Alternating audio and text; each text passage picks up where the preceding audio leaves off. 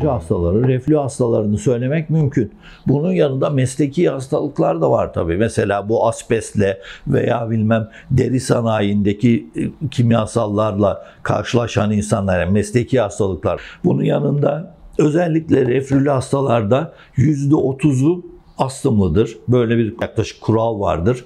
Bir hastada reflü varsa bunların %30'u astımlıdır. Astımlı hastalarda özellikle sabaha karşı wheezing dediğimiz ıslık çalarak ortaya çıkan öksürük şekliyle tanınırlar.